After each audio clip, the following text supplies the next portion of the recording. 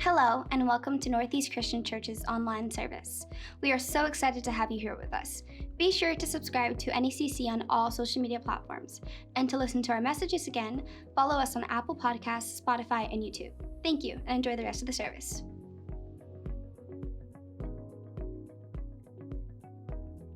Just turns out that this Sunday in our Practicing the Way series, usually each January we go through this kind of focus of like, what are the rhythms of Christianity? And so Pastor Dylan so eloquently shared on fasting last week. How many of you were kind of like surprised by that, but blessed by it? And before that, he shared on prayer. Before that, we had a snow day. Yay! And what I want to share with you today is on the topic of stewardship and generosity. This is Pastor Dylan doing his best Italian pose, but Ruben Correa, I don't know if you're here, or Yesenia, his wife, he did some artwork for us some time ago. I want you to know that Pastor Dylan's really a gangsta. He's just a thug pasta.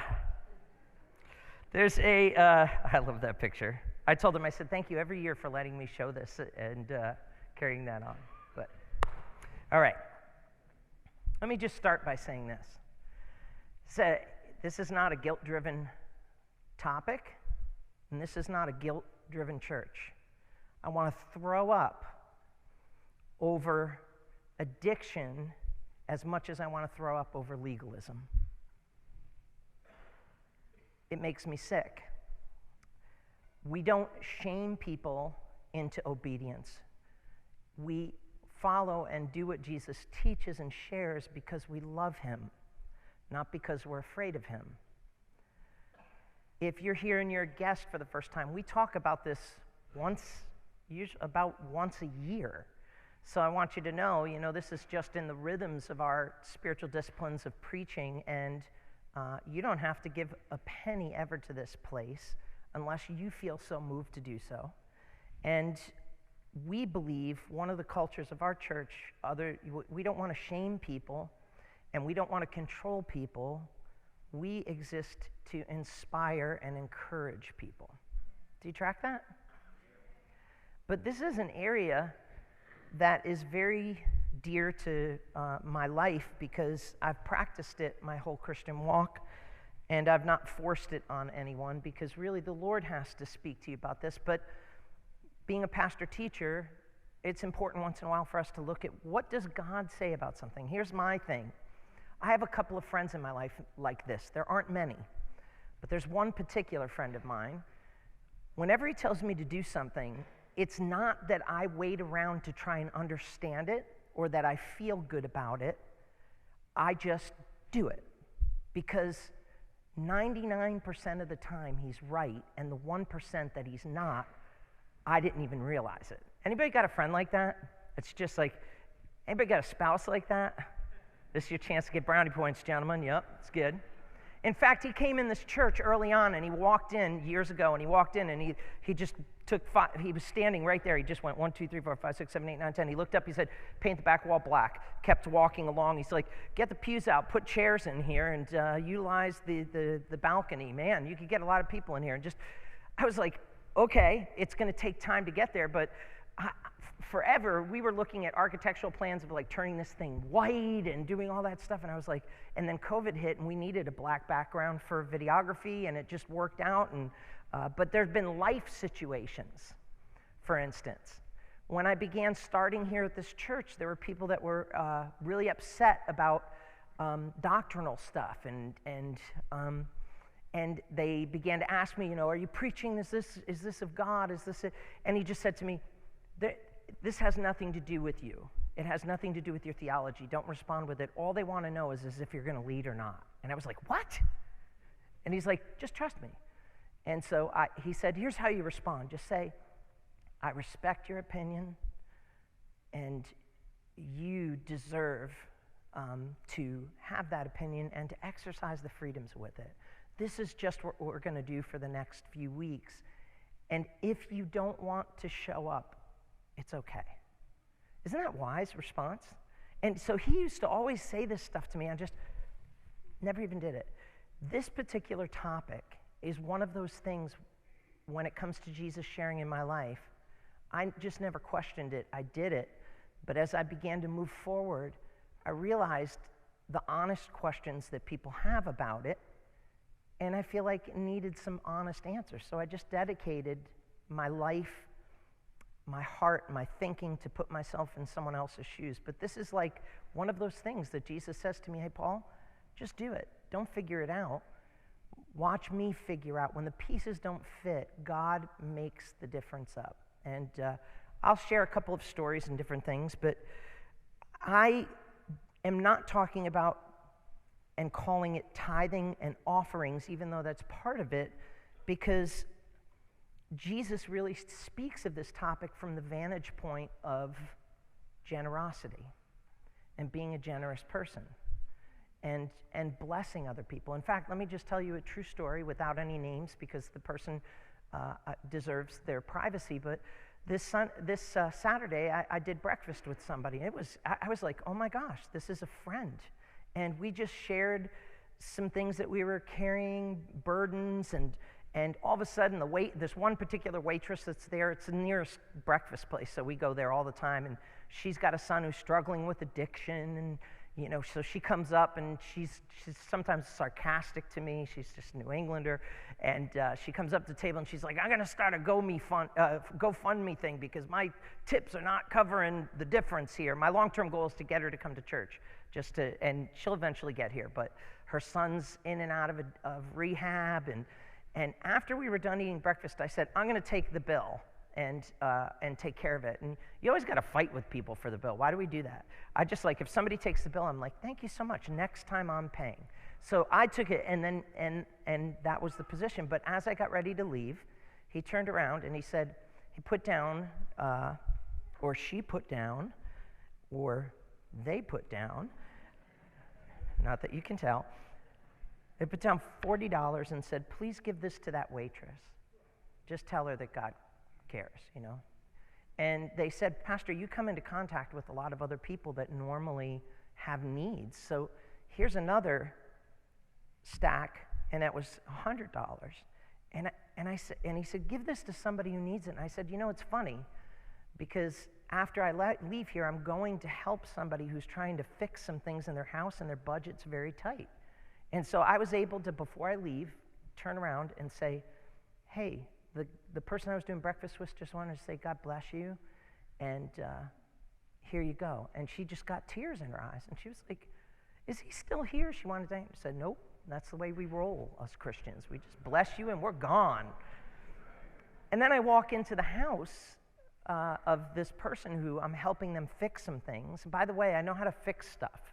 And if I can't fix it, I know somebody who can. But please, I'd be sad if I could help you.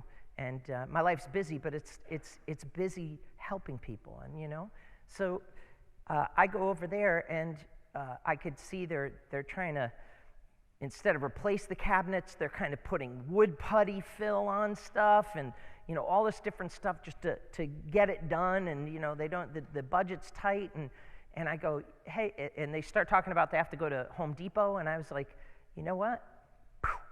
Somebody just gave this to me a little while ago. Said, give this to somebody who's in need. And I said, I happen to know exactly who needs that. Drop that. And I know that the things they had to get was more than $100, but boy, that blessed them so much. Have you ever been blessed by somebody? Yeah, that's not rhetorical, right? I hear you guys like, yeah. I've been so blessed through my life. I can't even my wife came up to me, and I was asking her different stories, and she started telling one after the other, and then all of a sudden she goes, I could talk for hours on the blessings of God in this. And I said, maybe one day you'll get up there and do that. And then she left. It's a wonderful story in the book of Luke. It's also in Matthew, but Luke says something a little bit different. There's a master who was going away to another land, and so he called 10 servants together. I never caught this. I always thought it was just 3. He calls 10 servants together, and he gives them all a minas, which is basically 100 days' worth of wages.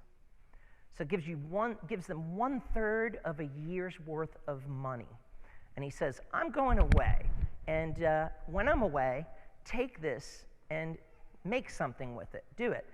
And in Luke's telling of it, not only do we realize there's 10, the story only focuses on 3. And I'm sure those other guys might have fallen into different categories. But the first guy, he says, here's 1 year's wage I've got for you, 3.25 years' wages on top of it, profit. And the guy's like, oh my goodness. Imagine if you gave somebody $100 and they came back and gave you $1,000 after you were away and said, hey, here's what I did with it. This is called a financial advisor. And if you need one, we have one that works in this church that I'd love to refer you to. But maybe you're like me and you're like, I'm more broke than the 10 Commandments, so don't need a financial advisor. But he says, thank you. And then he goes to the other guy and he says, Master, I took your 1 and I made 5 with it. And so he's like, oh my goodness, imagine giving some $100 and they come back and they give you $600 in return. And then the last guy, he goes up to him and he says, here is your 100 wages, your meanest back. I know what kind of guy you are. I know if I lost this money, you would be upset with me, so I kept it real safe, and here it is. And he goes, you wicked servant. First of all, wouldn't you be upset if someone called you cheap and mean? He says, you wicked servant. He goes, basically like, I gave this to you to do something with it. You did nothing. I wouldn't have been disappointed if you tried and lost, but you could have tried and done, at least put it in the bank and gotten 1% interest on it. And he kicks the guy out. What is Jesus talking about in this story? He's talking about stewardship. He's talking about stewardship. You see, in the Bible and in Judaism, there's a story of the prodigal son who runs away. And when the son comes back, the father throws a party, but the oldest son is upset, the one that stayed in church, the one that stayed there. And he goes, I've worked hard. I didn't waste your money. You never threw me a party. And the father says something very interesting concerning stewardship and generosity. And it's known in Judaism. He says, my son, you've been with me all this time. All that I have is yours. You see, Jesus is actually quoting from a rabbi before his time. And he said it like this: there are 4 types of people. What's mine is mine, and what's yours is yours. This is an indifferent person. What's yours is mine, and what's mine is mine. This is a wicked person.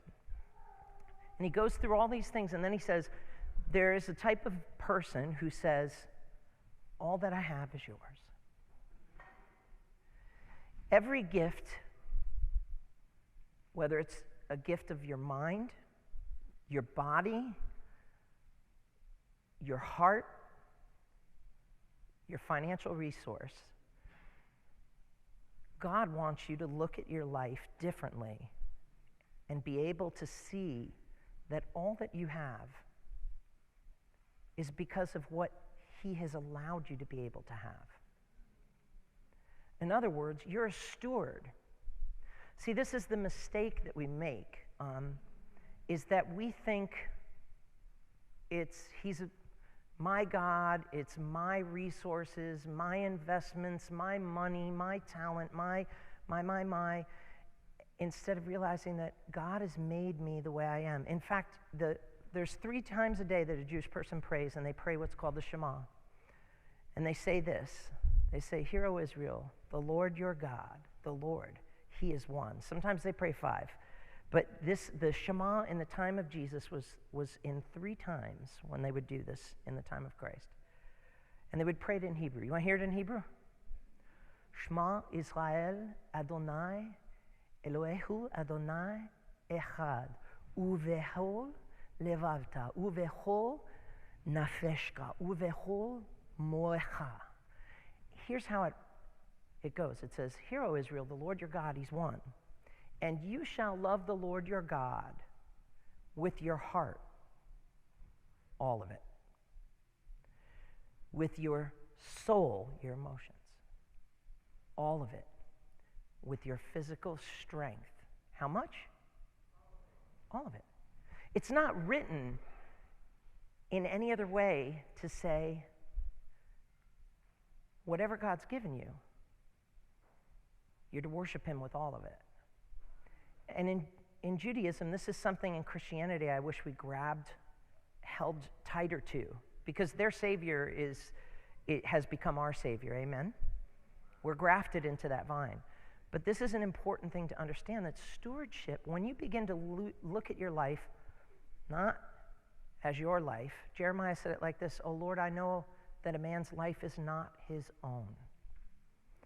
When you really begin to see that you are a steward for the dash between your birth and death, and that God has gifted you to bless, to be blessed, and to be a blessing, you take a different approach to how you live your life, how you spend your time, how you pursue things, and how you handle your resources. Because at the end of the day, we're coming back to Jesus and saying, here's what I did with what you gave me. And one day, every single one of us, whether we're a follower of Christ or not, whether we're watching online or listening to this in Spotify or watching it live stream right now, however you're hearing this, one day you will stand before Jesus and he will ask you, what did you do with what I gave you? We'll give that accounting.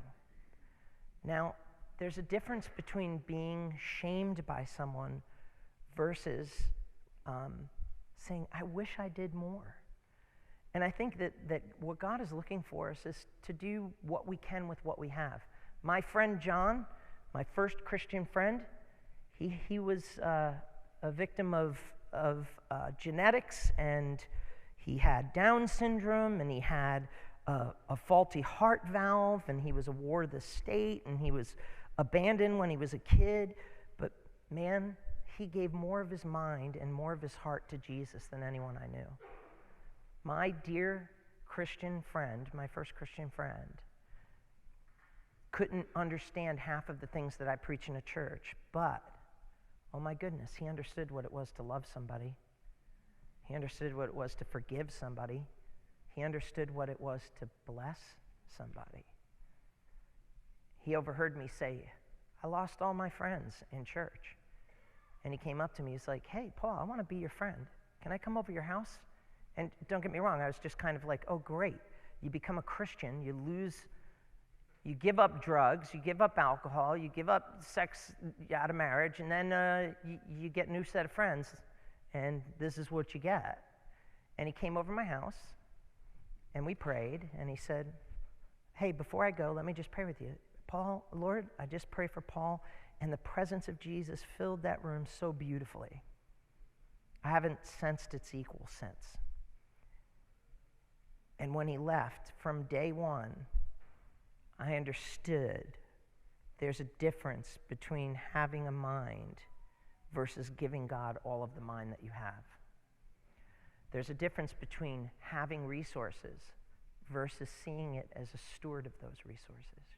We're so selfish. We're so selfish. We can be stingy in certain areas. And it was really beautiful to see what this person did on Sunday. And I just think it's so important for us to see this from an area of stewardship. Now, if you fail to plan, you plan to fail. I'm just going to say this very quick. Probably one of the best programs that are out there, whether you're Christian or not, to help get your finances in order is a ministry we do from time to time here called Financial Peace. If you have never done a budget, and you have to do these over and over again through your life, I recommend you do it. And if you have never assessed your debt and the interest rates that you're paying, I highly recommend you do it and you begin to work towards getting out of that problem. But if you fail to plan, you plan to fail. Get yourself on a budget. If you've never done it, doesn't matter whether you have $1 million or if you have a minuscule amount of money.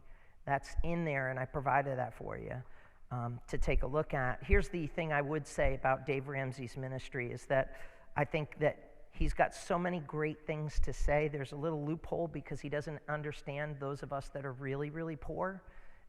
It takes a lot longer. He makes some assumptions, but a lot of the podcasts that he's doing now, he tends to be very arrogant. It's I kind of look at him and I'm like, this guy's really, he's a Christian, and his program is incredible, but some of the things that are coming out of his mouth make me want to pastor him. But just, you know, I mean, we all call people dummy from time to time, but it's almost like the standard of like everybody should be rich, and if you're not, it's your stupid fault. And that's easy to say when, you know, I just so understand your pastor wants to pastor Dave Ramsey, and I'm actually going to call him and send a letter to him, just because I believe if you want to say something, don't say it behind somebody's back, give it to him, but to say like, bro, you would be so much more effective if you were more compassionate for those of us that are suffering. And if you were a little bit less flippant with the way that you talk about, I know you hate debt, but hate debt, not the debted, right? And so your pastor says take him with a grain of salt, but one of the things we did with that program, it said get rid of your credit card debt. And so my wife and I, we chopped up all our credit cards, we paid them off. Can I just tell you something from stewardship point of view? I've owned credit cards. I've never paid interest, a penny of interest on them ever. Ever. Because in stewardship, you learn how to live within your means. And those guys that were given that money exceeded that, but that's where a budget, if you don't tell your money where to go, and if you don't get yourself out of debt, you're going to struggle with those things. And so, again, I say this to you, whether you are living on an EBT card and you're trying to figure it out, or you are a multimillionaire, you know, to be able to figure out what to do with your resource and say, God, I want to glorify you with my life. There is nothing wrong with being rich. Nothing wrong with it. There's nothing wrong with being poor. Nothing wrong with it.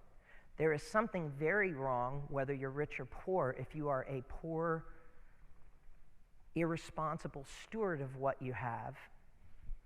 And there's a more excellent way that God can help us to, and there's tons of proverbs on this stuff. Here's the other thing I want to just say very quickly as we dig into a portion of this.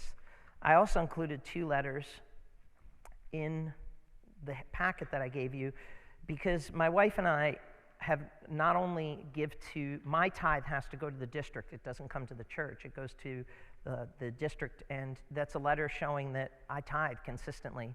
And this is a letter from the church and 2 board members, from the bookkeeper and 2 board members, that states that my wife and I give beyond the tithe to missions, and that's how we practice this. Now, if you have not consistently tithed, or if you have not even set up and said we're going to give to missions, or you're struggling to get there, hear me.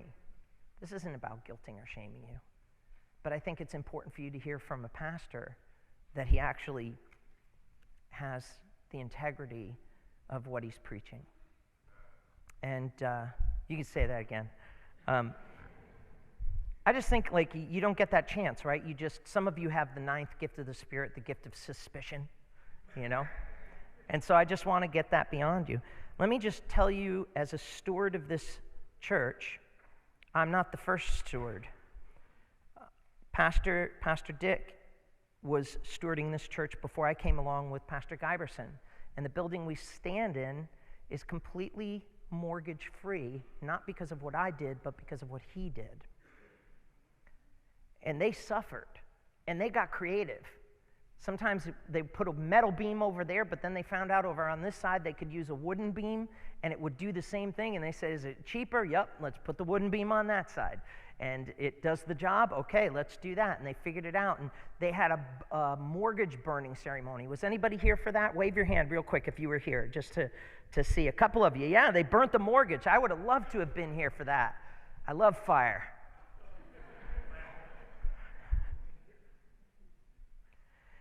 And there was a architectural drawing that was made that this building was supposed to go all the way back and then to the left. But you know why it doesn't do that? Is because they were good stewards and they didn't want to have a multi-million-dollar mortgage. And so they built it as they went. When I started here and I was given my my meanness, my 100-year salary of the steward of this building and the steward of its resources. And when we started, it was like 50 people, I think, when we came in. And 8 years later, Pastor Dylan, this is as much to your credit, we've been growing in the resource of people. Now that we're not even close to where Pastor Dick and Pastor Giberson had it. There were times where this church was a 500-person church. And my prayer is that we get to that. The next generation brings it to such great stewardship. But I went to an architect and I said, what do we do with our church? We're stewarding this. And he said, well, you've got a foundation back there, and you'd modernize it if you expanded your thing that sticks out there as like a kind of like a half of a stop sign of a foyer, and close it in glass, and then do 2 stories in the back, a multi-purpose room and a kids designated space, because you guys are growing, and this is before COVID. And then he said, yeah, I think the whole thing could be done for $1,250,000. And then I threw up in my mouth, and I said, thank you. And this is looking from Google Earth. And we started realizing, man, these guys have paved this parking lot several times over. And then I got an estimate of how much it would be to pave the whole thing, and then how much would it be to do it in an a la carte fashion. They said $150,000. Again, I threw up in my mouth and took a sip of water, and then said, okay, you know what we're going to do? We're going to put rocks in that area of dirt there. We need the parking. We can't get the people in without the parking. And then all of a sudden, a miracle happened. Colleen Bergendahl, who does this all the time, stepped forward and said, I can find somebody that'll donate rocks. And then for the past 5 years, there's this guy who's in the rock construction business, never seen his face. He just says, I want to help the church. And every year they're pouring rock there and rolling it out, and rock and rolling it out. When the day comes that we pave that, it's going to be solid and smooth. But if you get muddy in that parking lot, please know the reason you are is because we're trying to be good stewards, because God's given us one meanness, and we're trying to make 10 out of it, and so we're trying to do it. Now, let me just show you what this, when it comes to this building, as much as I'd like to make it look contemporary, no matter who you are, when you drive by this place, you only see one thing on the ground. We have been called the Hershey Kiss Church. And then when I was looking at the parking lot plan, I shared that with the architect, who we have 2 great things in this church. We have an incredible Harvard grad architect who loves Jesus, and we have an incredible Catholic lawyer from Notre Dame who is more vicious than a cobra. And he has just helped us. We have a great lawyer and you need a couple things in your life. Great wife, great spouse, great doctor, great lawyer, great pastor. It's important. And a great architect.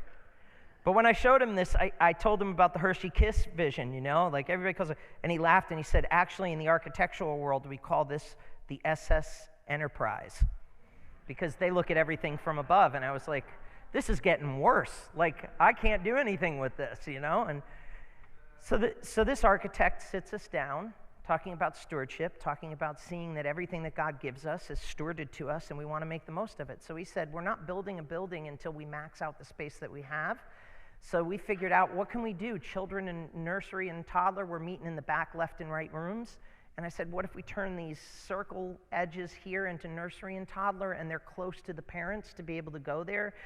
We had to spend like $5,000 to move an electrical box 1 foot to get a door so that we could make that whole thing work. I discovered that. I said to the architect, Glenn, what if we move this over? And he said, that would do it. That's according to code. Everything he does, he knows the code. And so we did it, and we have a wonderful nursery and toddler. We were good stewards with our carpet, and the time had come for us to change over the carpet. COVID hit, and we had to become an online church. I have a friend who does halftime commercials for the Super Bowl, and he said, Paul, I'm going to teach you how to get a $1.5 million video system for about $100,000. And let me tell you what, I have to say, I appreciate the board. In COVID, I really don't think we would have made it had the board not seen that we needed to redirect resource to this. And so we redirected it. We still reap the benefits from what we have in place, but we survived the storm of COVID because we were able to say, hey, we need to get online, we need to do this. So let me just show you this real quick. Here's what we're going to be stewarding with the future. Look at the outside balcony. We decided instead of risers, we need that space, and so what we're going to do is we're going to get just tables. We're going to find secondhand high tables and chairs, and we're going to be able to get more space. We're pretty we're not. This is American crowded right now. Every single one of you has how many? If you have nobody who's a stranger next to you with space, raise your hand. If you have space, put that down. Now, if you have space between you and the other people, raise your hand.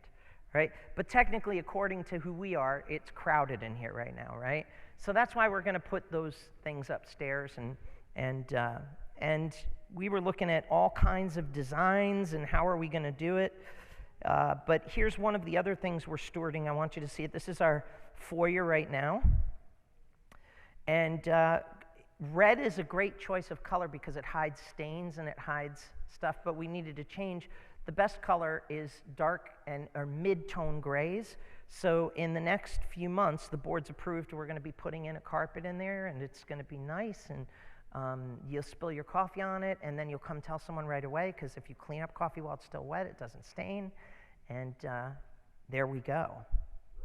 Yeah, that's what I'm saying. So stewardship is a better way for us to look at what God's given us. Why? Because stewardship involves relationship. See, money is just a resource. You use it, or it uses you. You worship it, or you use it. I always had the same with my kids growing up. And it would be with anything that was dangerous, whether it was firearms or power tools. I would say this is a tool, not a toy. And when you treat a tool like a toy, people get hurt. And more marriages have ended in divorce because people have used finances as a toy to play with than they have as a tool to bring both of their lives to a better place. So all the more reason why you should do a budget. Let me sum up what I'm gonna say here in a short bit, and I'm gonna pick this topic up probably next week, which means half of you are not gonna show up. So, but I feel the press of time. When it comes to money and talking about it in the church, it's a really touchy subject because in the 1970s and 80s, it seemed like most of the scandals were all financial. Some of you might be too young to remember a name called Jim Baker and the PTL Club. They had been found guilty of mail and of television fraud.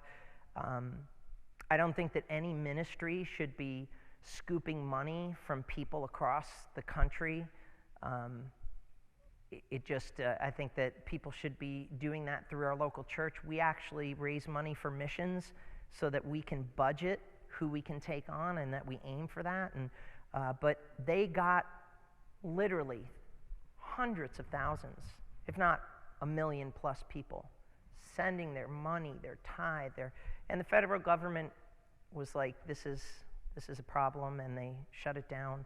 They did the movie recently on Tammy Baker and kind of made her look like life look. You saw the hurt that was involved, and there's some truth to that. But I was in a place called the Dream Center, Los Angeles Dream Center, and I was spending a few days with Tommy and Matthew Barnett, and they have this thing called the War Room, and they're the ones that kind of oversee that, Phoenix First.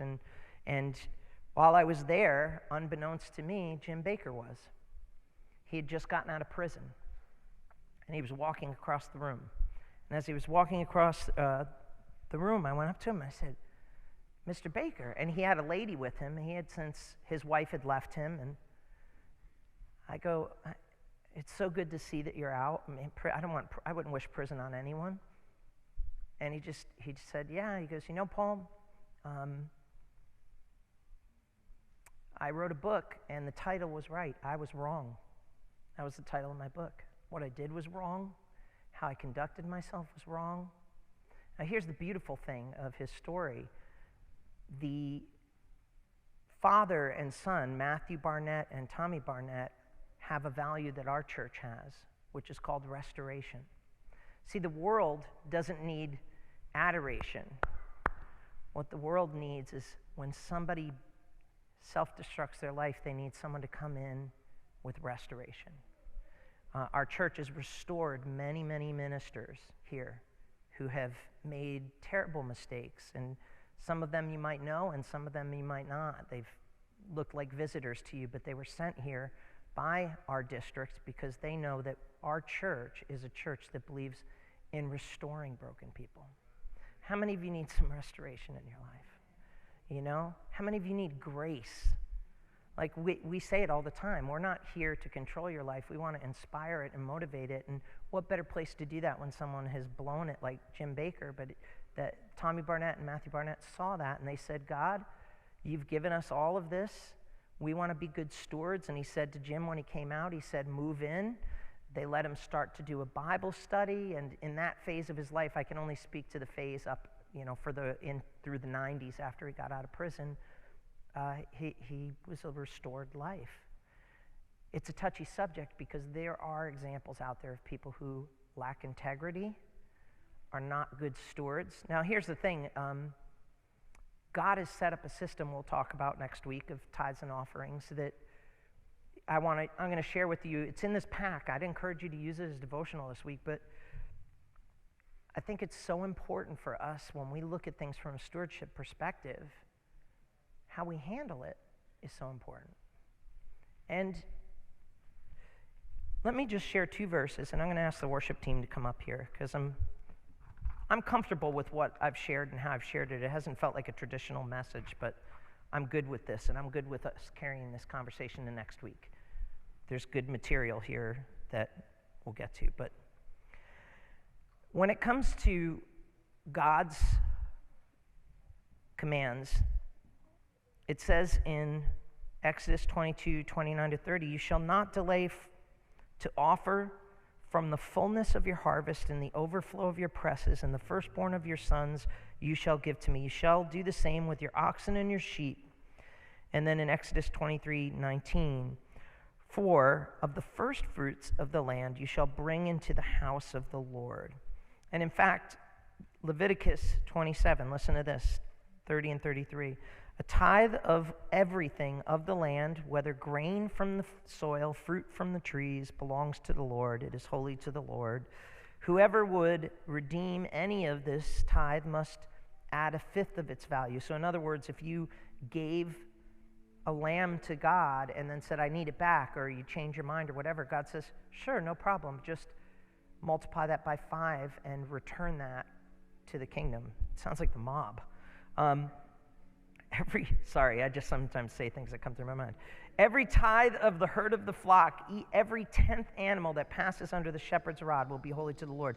No one may pick out from the good and from the bad. In other words, you don't bring your bad offering to God. Make any substitution. If anyone does make a substitution, both the animal and its substitute become holy and cannot be redeemed. And different things that I want to say. There's different thoughts on this. A lot of people argue and say, you know what, tithing's in the Old Testament and we're not under the law. We're going to talk about that next week. The Bible says, I decide what to give because the Bible says I'm going to give from the heart. You actually will see that from language and what you read, that actually isn't speaking about you from your heart. It's talking about you sizing up what a 10th looks like and giving that to God. We don't tithe to the church. We meet people's needs like the book of Acts. If you do it and look at it from those perspectives, chances are we come short. All these different things are stuff I want to talk with you, but if you've made $1,500 this last year, you are in the top 20% of the world's top income earners. If you have sufficient food, decent clothes, and live in a house or apartment, and have a reasonably reliable means of transportation, you're among the top 15% of people in the world. In the Great Depression, the average giving was 3.3%. a time when they didn't even know if they would make it. Today's average Christian giving is about 2.1%. What happened? And what I want to do is, because this topic is so important, I want to unpack it next week fuller. But from the idea of stewardship and generosity, I just say this. Zap me some music. I asked my wife to peel my orange today. Pastor Dylan, come here for a second. I'll just give this one to you. I feel God really did a wonderful thing in putting 10 pieces in an orange, right? So if the Lord blesses you with an orange, and he does this, who's receiving the greater gift? We are. Is God being greedy? You see, actually, what we do in this church with the missions and bringing the gospel, like Emily does, to getting people to go to places, you could have a seat and eat that orange in church, by the way. It's really beautiful. God says, bring the first fruits.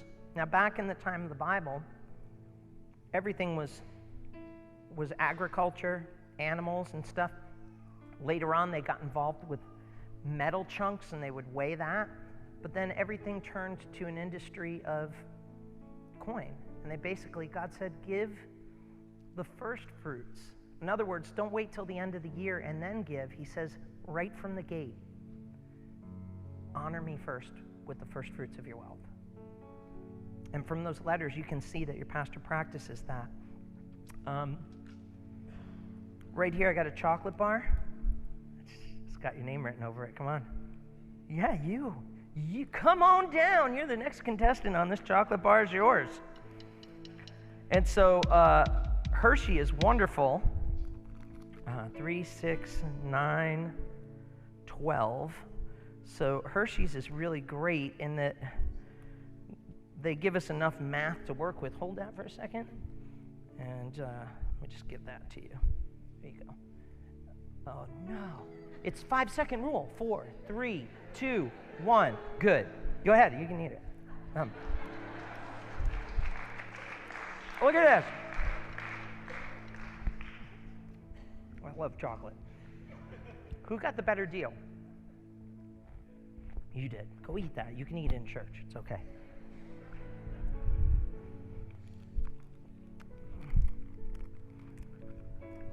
Everybody loves M&Ms. Make sure she eats the whole bag. It's not for you. Beautiful story. And I'm going to save everything I have here for next week. I'm comfortable with where we went today. Kind of sets the stage of the heart of stewardship and all that. But talks about a little kid, true story, his nephew it was, and he loved Skittles. And so, Drew, I know you love Skittles. I'm not going to point you out or anything, but just come grab the bag from me. Yeah, just grab it. Come on, quick. Just grab it. I'm not going to talk to you or point you out.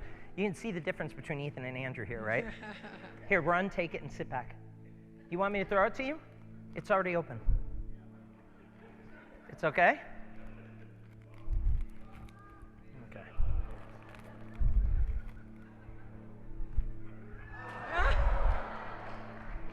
5-second rule. So he gives his nephew the Skittles, and then as he's chewing them, kid drooling down, he says to him, he says, hey, can I have a couple of those Skittles? And his nephew goes, no. And he's, you little creep. And he said, I didn't say it to him, but I just gave you that whole bag of Skittles, and all I was asking for was just a couple of them, and you won't even give me any of those? And he flipped it and he said, you know, that's kind of like us when it comes to generosity and stewardship and Jesus. The prodigal father said, all that I have is yours.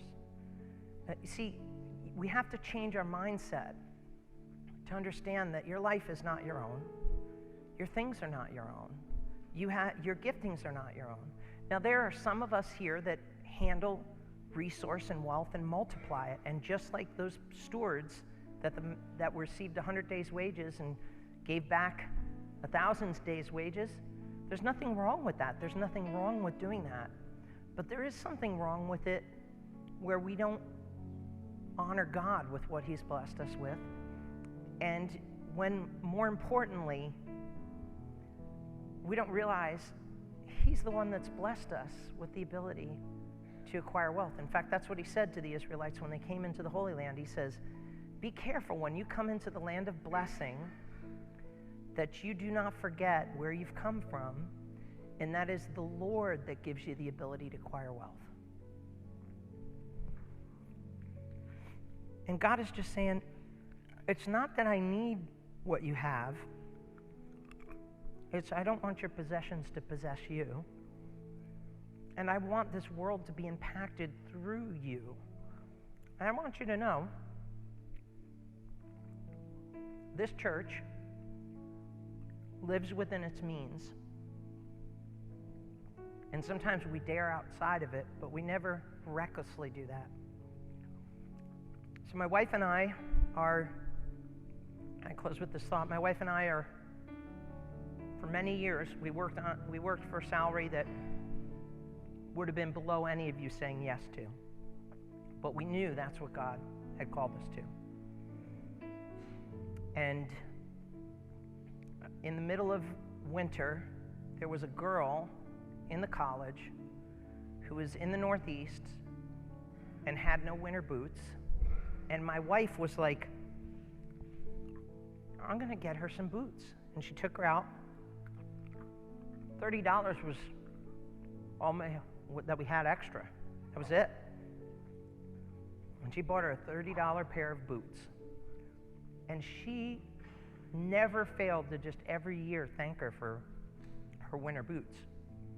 But after my wife gave that, she said, what did I just do? You see, because our budget was so tight, that $30 was already accounted for elsewhere. That was the means by which we were living and doing what God was calling us to do. And then she turned around, she was at church, and if I get the story right at church, someone just turned around and just said, I feel like the Lord wants me to give you this. And they turned around and they gave her, I think in this case it was $300. Just said, God bless you. Now here's the other side to the story. There's never been a season in our life that we have not failed to give to missions or to give back to the Lord. Because I've come to find that God can do more with what we give Him and what remains with us than what we can do when we control it all. And that's our way of saying to God, Lord, be Lord of my life, be Lord of my wife. But I only have one master. That's you. Miracle after miracle. All of my friends were working 2 jobs to buy a house, and we found one for $75,000. Everybody's scurrying to find a home when the school relocated up here, and we found a home for $86,000. And then we sold our home, and I thought we were moving to California, or to Seattle, Washington. And in the midst of a refugee bouncing around renting, my wife finds a house for $220,000. And believe me, they're fixer-uppers. What am I trying to say is that when the pieces don't fit, God can do more with 90 than you can with 100.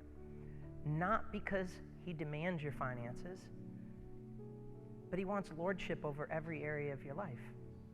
And if you can see this issue from a perspective of stewardship, I think it could change you. I think it could get you to realize, God, I trust you.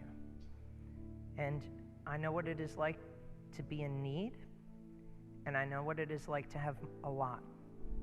But I also understand that whether I've had a lot or I've had little, God has always taken care of us. And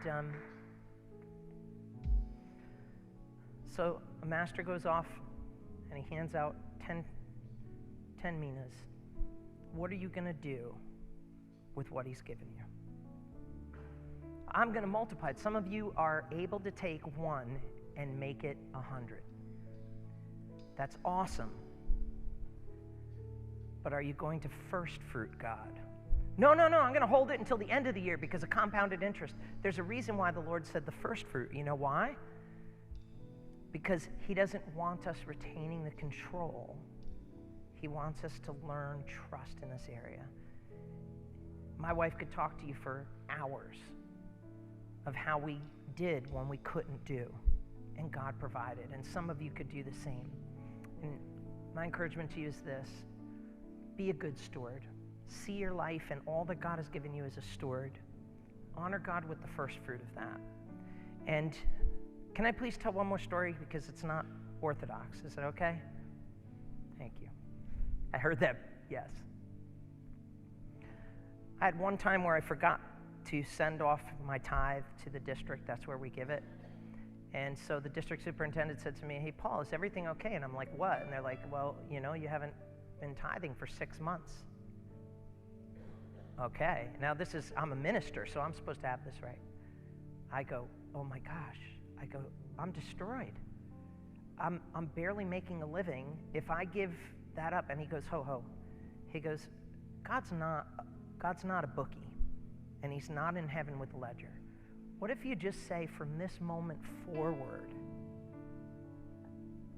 you just make sure you stay on top of that?" I was like, that's good. That's a good idea. That's a good idea. So we went and we took that posture from that moment forward. Maybe you're here and you've been trying to kind of get this issue right, and you just kind of said, "Okay, how am I going to take care of this?" And long story short, it comes down to like not seeing God as a bookie, but just say, from this moment forward, I'm going to glorify God. And then my wife's making that child cry. Thanks, honey. Here's the twist to it. About a few years back, I accidentally got lost a year ago. I got lost and I accidentally set up giving twice as much. And with my father's death, I couldn't keep on top of that. And I'd given them, several $1,000s in advance. And so he calls me up. He's like, "Hey, Paul, we're ready to send this back to you." And I was like, "You know what? There was a time in my life where you said to me, why don't we just see God as a good father trying to help us steward our life and forget about everything that we missed and move from this moment forward?" And I said, "How about you hold on to that and I do the lesson in reverse?" And he just was like, and now the byproduct of that is that every major step in my life, and to whether it's going to the Middle East or any of that, the district is behind it with their pen and their checkbook saying, "We'll cover that, we'll cover that."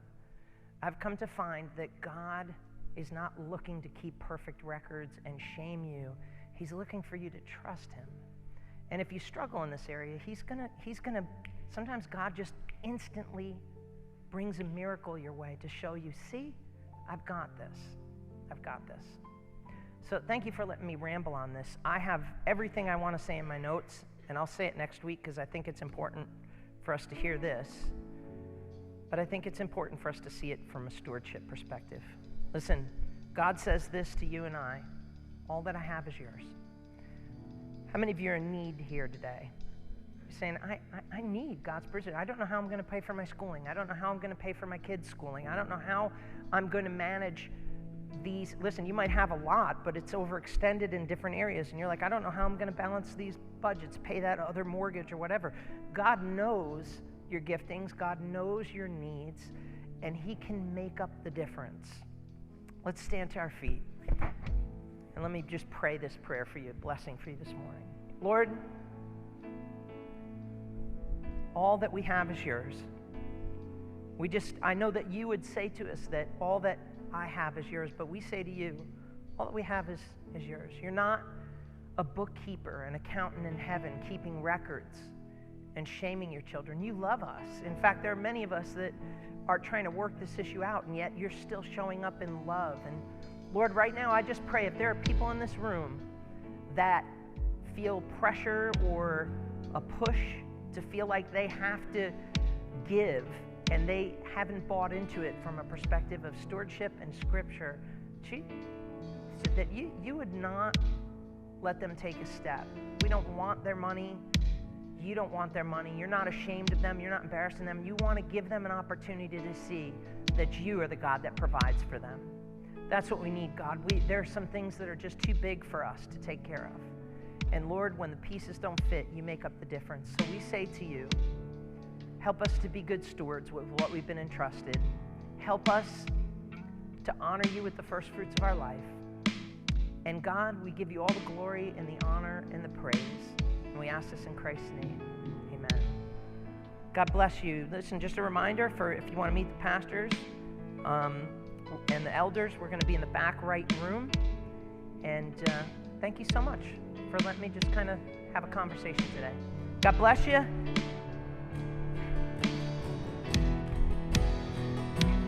Have a great week.